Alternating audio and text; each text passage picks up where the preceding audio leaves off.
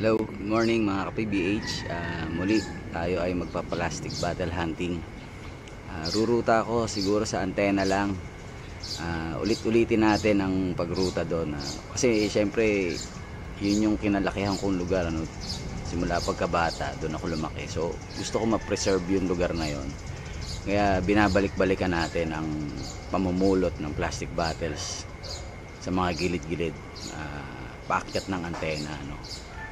So, samahan niyo ulit ako sa araw na ito para sa plastic battle hunting. Tara, let's roll. Going up to Sumulong. Konting ensayo muna tayo. Tapos, bababa ako sa Quarry Road. Silipin uli natin yung estado ng Quarry Road. Kung nagbago ba o hindi. Tapos, saka tayo akyat ng antena. Dito na tayo sa may umpisa ng Quarry Road, pababa. So makikita natin kung nalinis ba yung gilid-gilid dito. Last January 5 tayo nag plastic battle hunting dito. So far marami pa rin kalat sa gilid. Ito ayan, kita naman natin meron pa rin mga tambak ng basura sa gilid. Ayan, ayan siya kita natin.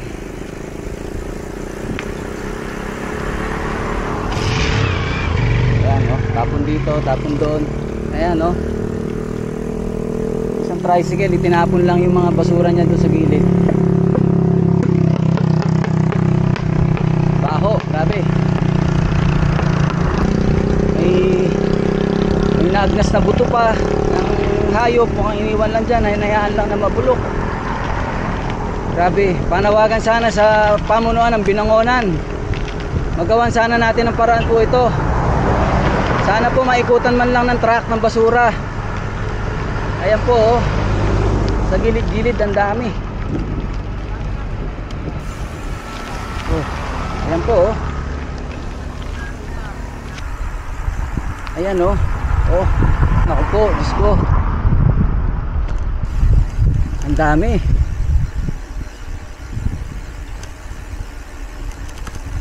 Pakiusap lang po sa pamunuan ng Binangonan at kung sino man pong barangay ang nakakasakop nito, sana po magawa natin ng paraan, malinis po itong gilid ng Quarry Road. Sobrang dami po ng kalat. Ayan po naging basurahan na itong Quarry Road. Grabe, tatambak ang basura, kakasako, itatapon kung saan saan. Grabe, ang sagwa na po, sobra. Hindi na siya magandang pasyalan. Ang basura, grabe, ang dami.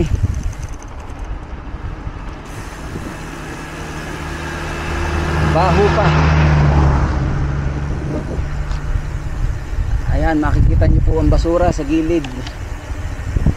Grabe, ang haba na ng tinatakbo natin. Punong-puno ng basura ang gilid.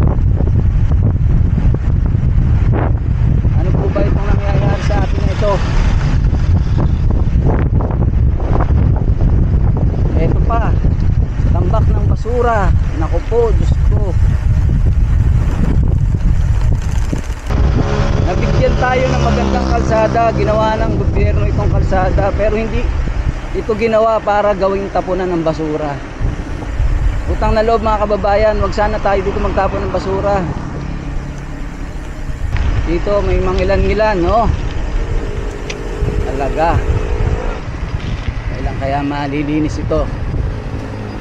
Sana sa lalong madaling panahon po, pamunuan ng Binangonan, nakikiusap po kami, sana po ay malinis natin ang lugar. Sayang po yung ganda ng ating kiran.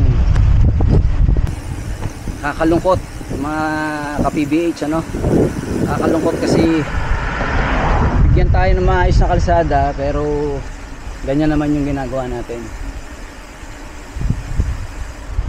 Sana maayos. Pakiusap sa pamunuan ng Binangonan, kung sino mang barangay po nakakasakop ng Quarry Road. Sana po magawa natin ng paraan sa lalo madaling panahon para hindi na po lalong dumami yung basura doon. Parang hindi po kasi nagalaw from the last time na nag plastic bottle hunting ako dito sa Quarry Road. Magdadalawang buwan na po yan.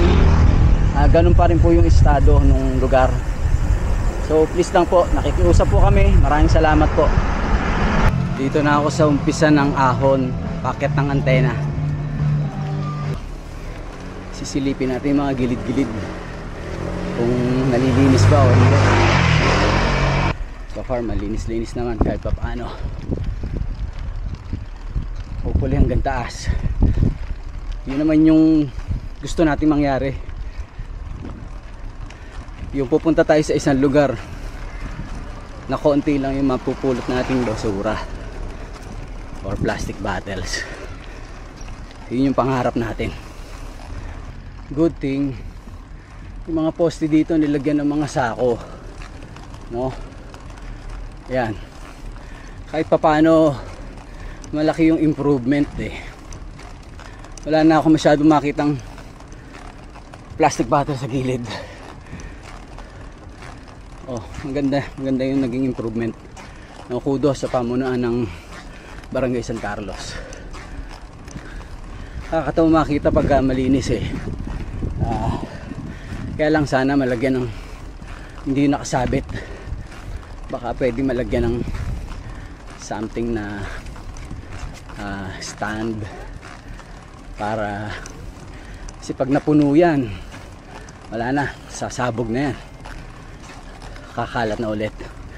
So tingin ko naman mukhang regularly naiikutan na ng siguro ng mga tagalinis na inassign ng Barangay San Carlos. Nakakatuwa, ayan, malinis versus doon sa huli nating akit dito at namulo tayo ng plastic bottles. Honestly, dalawang bote pa lang yung nakikita ko na nasa gilid. Mamaya dadamputin natin siya. Very good, very good. Kahit pa paano yun, naging improvement. Yun nga lang sa baba, marami yung mga plastic cups, sachets, mga carton shells na tinapod lang basta sa gilid, no? Yung after nung ginagawa yung sinisemento, simula doon yung gilid doon, maraming mga sachets, mga pinag-inuman ng soft drinks na nasa plastic cups. Yun, sana malinis ng Barangay San Carlos. Okay mga ka-PBH, dito umpisahan natin yung pamumulot ng plastic bottles, ano? So yung mga ilan-ilan pa rin ako nakikita sa gilid-gilid, sa ilalim ng table. So dadamputin natin sila. Tara, samahan niyo ulit ako. Ayan, may isa.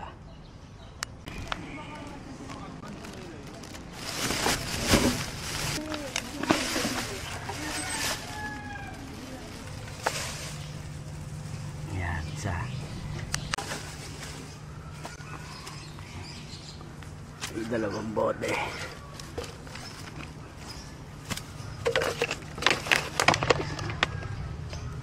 Ayan yung batang antena nakalagay. So it's a sort of repurposing, ano, yung plastic bottles na naipon nila. So ginawa nilang decoration dito. Yung iba nalalaglag na, yan, oh. Yung mga nalaglag na dadamputin ko na lang at ibabalik ko dun sa ano, dun sa nasira na ano, mga letters, ano. Okay. Ayan, dinali ko yung ibang mga plastic bottles na nakalaglag sa baba, ano. Kaya maganda-ganda na ulit yung ano, yung letters, yung mababasa mo na yung batang antena, no. So tignan mo sa baba, wala nang ano diyan, wala nang. Oy, may isa pa pala. Ibabalik natin yung isa. Pero okay na siya, no? Maganda na. So hindi pa rin maiwasan yung ibang mga kababayan natin, no, na magtapon ng basura kung saan-saan. Meron ng ano eh, may mga sako na nga hindi pa ma-shoot. So, itong dalawa na to nakuha ko sa ilalim ng upuan. So kung titignan nyo, nandun lang yung basurahan. Saglit na lakad lang para i-shoot yung plastic bottle. Hindi pa ginawa, nag-e-exercise ka din lang naman lahat. Kinulang ka pa ng konting lakad para itapon yung iyong basura.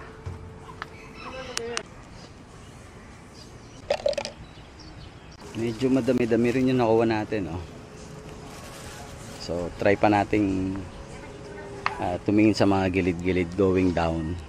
Baka marami pa tayong mapulot. Guys, ito yung sinasabi ko sa inyo, mga nakaraan, na yung takip nahihiwalay doon sa bote. So mahirap ma-locate kung nasaan yung takip kasi maliit siya, So kaya nga yung kagandahan nung na-design ng isang company, ng bottled water is the tethered cap. So hindi mo na ihihiwalay yung takip do sa bote. So sabi ko nga do sa last vlog natin, during mechanical recycling, ma-separate naman nila yung material na yan. Normally yung takip is made of propylene plastic, and itong bote made of polyester or PET bottle. So during mechanical recycling, dudurugin nila yan, i-grind nila, tapos huhugasan sa tubig. So yung polypropylene na nadurog, lulutang siya kasi nga ang density niya is around 0.91, while yung PET na nadurog, lulubog siya sa tubig kasi ang density niya or specific gravity niya is 1.4. So yun yung way nila to separate yung dalawang different material. So mas madali ngayon magiging mas madali ang pagre-recycle, kasi nga paghihiwalay mo na yung two different materials. So that makes it easier for recycling process. Okay, thank you.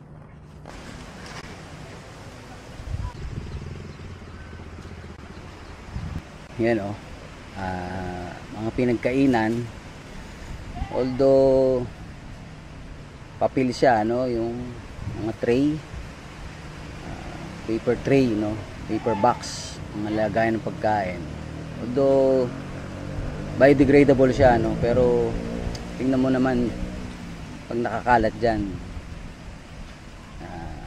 ang pangit pa rin tignan, So may mga kasama siya, mga sachets, plastic cups, ayan, mga nakakalat dyan. Sana ito maikutan ito ng barangay, para malinis. Sana doon sa mga kumakain dito, mga nagpipiknik, wag naman dito lang itapon. Pwede naman ilagay sa sako, tapos o kaya kahit sa plastic bag, sando-bag, tapos pagbaba bit-bit na rin, at saka ngayon itapon sa malapit na basurahan. Sana rin sa pamunuan ng barangay, baka dito madagdagan sana yung mga sako na pwedeng pagtapunan ng basura.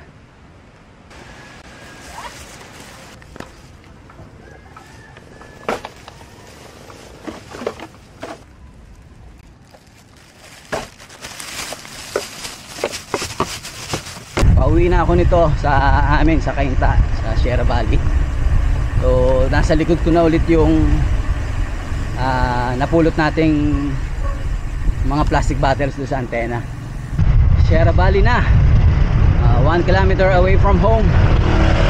So benta natin ito mamaya kay na Kuya Strong, kasama yung January 5 natin na nakolekta sa Quarry Road. So nandun pa sa bahay, hindi ko siya naibenta kasi during that time sarado si na Kuya Strong. Isasama na rin natin yung mga naipon naming bote, plastic bottles nung mga nakaraan, yung mga household plastic bottles na na-consume namin. Okay. May 5. Kulang-kulang 5 po. Oh, sige, 5 na. Okay, 5 kilos na binigay sa atin ni Tatay Mando yung mga kalakal natin. So, i-donate natin yan doon sa Johnson Church. Bibili tayo ng bigas dito sa bigasan, malapit sa Johnson Church. So, kinuha natin 48 pesos, 2 kilos. No? We were able to generate 92 pesos out of sa mga nakolekta nating plastic bottle. So, dinagdagan ko na lang ng 4 pesos para sumakto na 2 kilo. After nito, dadalhin na natin siya sa Johnson Church. Okay, yung nakolekta nating bigas, idodonate na natin ngayon sa Johnson para doon sa program nila na sandakot na bigas na dinodonate nila sa mga less fortunate nating mga kababayan. So, i-receive nila yung 2 kilos ng bigas na nabili natin out of plastic bottle collections na tinatapon kung saan-saan, pinupulot natin. So, na-convert natin into bigas. Tapos may matutulungan tayo eventually, ano. So, sila yung magre-receive nung natin, nung bigas natin. Thank you very much po sa support niyo po, it's very noble. Yes, thank you very much po. Please watch and subscribe po sana dun sa aking vlog, Plastic Bottle Hunter po, yung ating Plastic Bottle Hunter. Opo, Sige, sa follow YouTube. ka na. Okay, salamat po. Thank you very much po. Salamat din. Thank you. Andito na ako sa bahay. Mabalik na ako.